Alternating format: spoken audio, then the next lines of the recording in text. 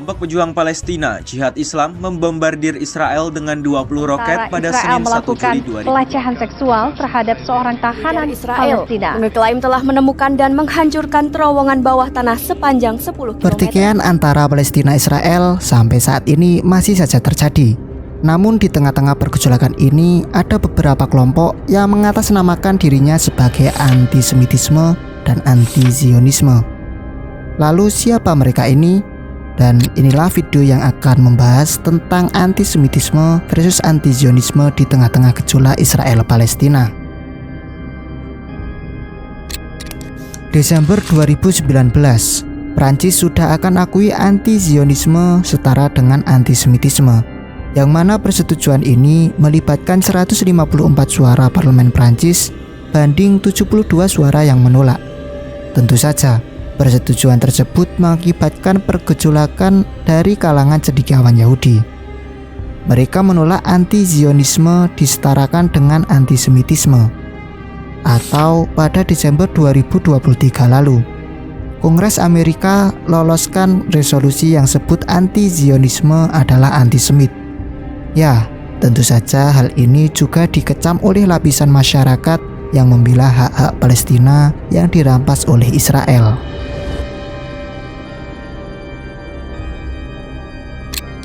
Kok bisa para pembela Palestina malah dicap sebagai antisemit? Padahal antisemitisme sendiri merupakan perbuatan yang ilegal. Apa toh sebenarnya antisemitisme itu? Lalu gimana sih sejarahnya? Antisemitisme adalah bentuk prasangka yang menargetkan orang-orang Yahudi, mencakup sikap negatif, stereotip merendahkan, diskriminasi, atau bahkan tindakan kekerasan terhadap individu atau kelompok berdasarkan identifikasi agama atau etnis mereka sebagai Yahudi. Pada dasarnya, ini adalah bentuk diskriminasi atau kebencian yang ditujukan secara spesifik kepada komunitas Yahudi.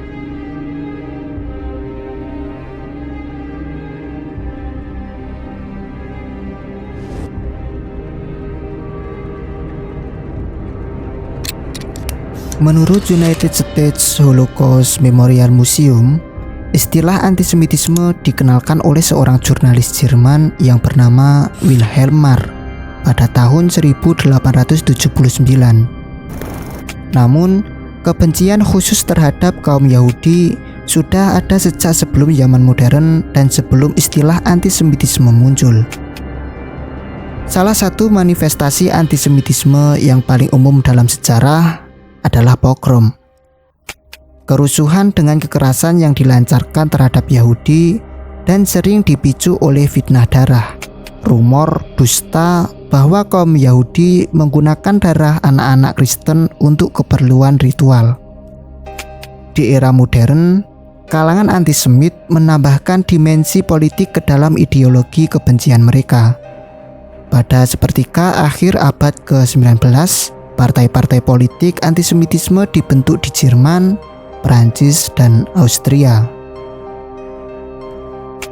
Xenofobia abad ke-19, gerakan Volkis, yaitu gerakan rakyat atau massa yang terdiri dari para filosof, sarjana, dan seniman Jerman yang menganggap semangat Yahudi sebagai sesuatu yang asing bagi orang Jerman.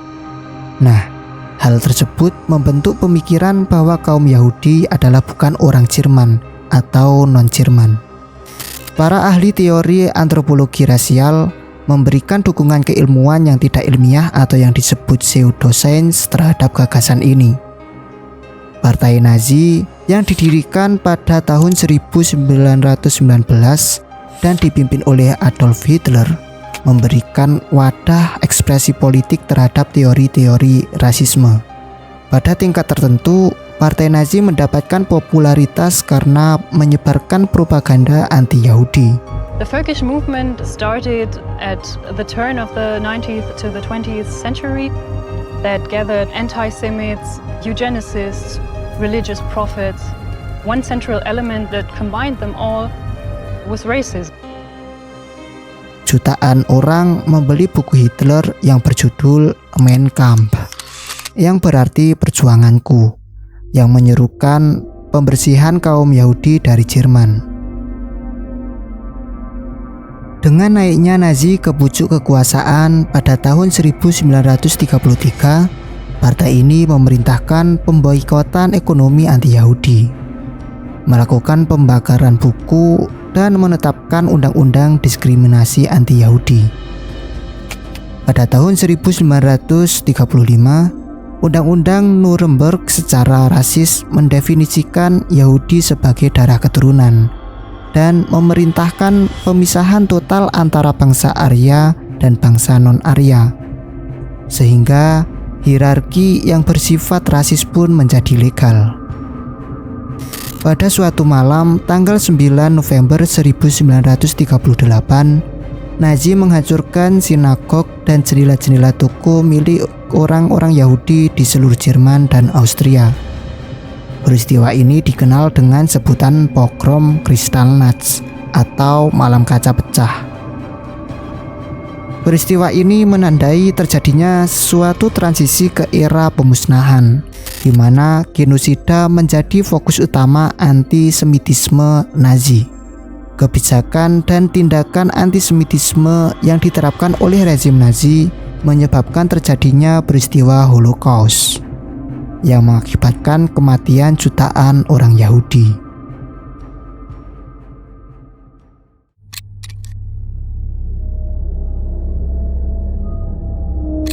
Lalu, bagaimana dengan konsep anti-Zionisme? Jadi, anti-Zionisme merupakan sikap politik tidak sepakat dengan pendirian negara Israel yang dilakukan oleh gerakan Zionis di dalam tanah air Palestina, dan tentunya menentang kekerasan Zionis terhadap Palestina. Walaupun secara arti dari anti-Zionisme dan antisemitisme berbeda, namun masih banyak orang yang menganggapnya sama. Hal ini kerap terjadi karena beberapa faktor. Yang pertama, faktor ketidakpahaman seseorang terhadap konsep antisemitisme dan anti-Zionisme itu sendiri. Dan yang kedua, faktor politik.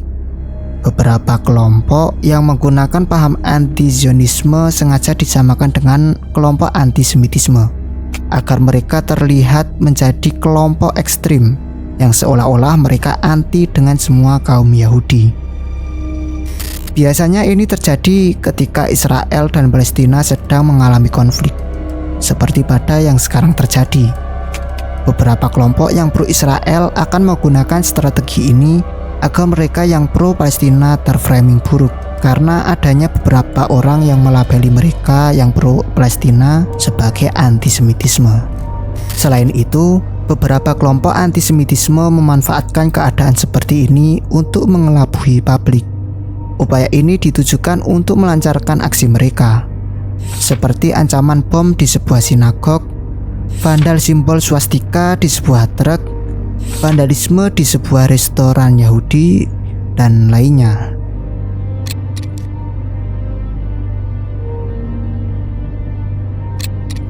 Zionis sendiri merupakan sebuah gerakan politik yang didirikan oleh Theodor Herzl. Misi utama gerakan Zionis adalah menghimpun orang-orang Yahudi untuk mendirikan negara sendiri di tanah Palestina. Pendirian Zionis sebagai gerakan politik didasari pada antisemitisme yang berkembang luas di Eropa sejak abad pertengahan. Ide untuk membentuk sebuah negara khusus Yahudi kemudian mendapatkan tempat dan dukungan internasional, terutama pasca peristiwa Holocaust. Akan tetapi, ide membuat negara Israel menjadi bermasalah ketika tanah yang diklaim dimiliki kaum Yahudi oleh Zionis merupakan tanah yang telah ditinggali oleh rakyat Palestina. Untuk mencapai tujuannya, Zionis kemudian mencaplok tanah yang telah ditinggali publik Palestina dan mengklaim sebagai milik mereka. Hal tersebut kemudian membuat wilayah Palestina dilanda konflik berkepanjangan. Salah satu peristiwa bersejarah dalam konflik tersebut adalah peristiwa Nakba pada tahun 1948. Anti-Zionis kemudian berkembang sebagai sikap politik untuk menolak pendudukan Israel di tanah Palestina tersebut. Hal ini didasarkan pada anggapan bahwa Zionis melalui Israel telah melakukan penjajahan dan membuat pemukiman ilegal di wilayah Palestina.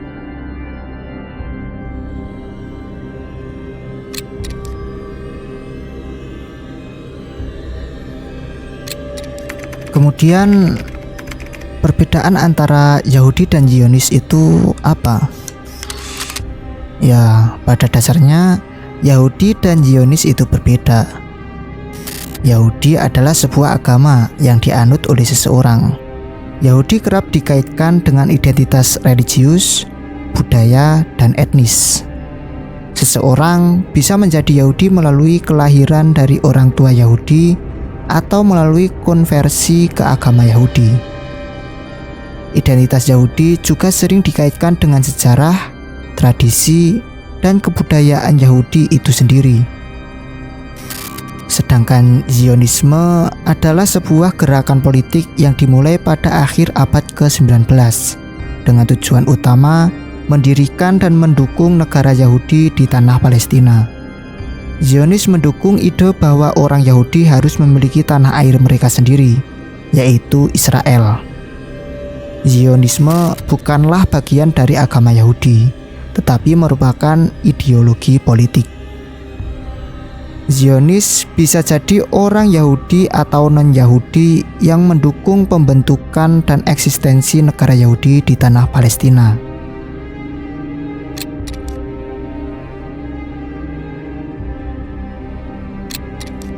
Menurut saya, Zionisme seharusnya dihentikan. Karena jika kita melihat ke belakang, sebuah ideologi politik seperti antisemitisme akan menjadikan sebuah tindakan yang kejam, dan pada puncaknya adalah genosida, yang pada masa itu terjadi peristiwa Holocaust. Dan kalau kita lihat sekarang, hal ini akan terulang kembali. Bahkan sekarang kita semua tahu, Israel sudah melakukan tindakan yang melanggar kemanusiaan. Akan tetapi sampai saat ini Israel masih mendapatkan dukungan dari beberapa negara. Ini merupakan salah satu wujud dari penurunan peradaban manusia, terutama peradaban moral dan budi pekerti. Kita tahu bahwa manusia diberikan akal agar bisa berpikir. Sesungguhnya dengan kita bisa berpikir, hendaknya kita bisa membedakan salah dan benar, buruk dan baik, dan sifat-sifat yang lain. Jika hal ini sudah tidak berfungsi dengan baik, maka orang ini termasuk orang yang berkelainan mental dan tidak bisa dikatakan sebagai manusia utuh. Mungkin itu dari saya. Menurut kalian bagaimana? Silahkan tulis di kolom komentar. Jadi ini yang bisa saya sampaikan di video kali ini. Semoga menambah wawasan kita semua dan tentunya semoga bermanfaat. Tentu video ini masih banyak kekurangannya. Kali aja kalian ingin memberikan kritik, saran, atau mau nambahin informasi tentang video ini, langsung aja tulis di kolom komentar. Jangan lupa like, komen, dan share video ini jika bermanfaat, serta subscribe agar tidak ketinggalan video-video berikutnya dari channel Historum. Sampai jumpa di video selanjutnya.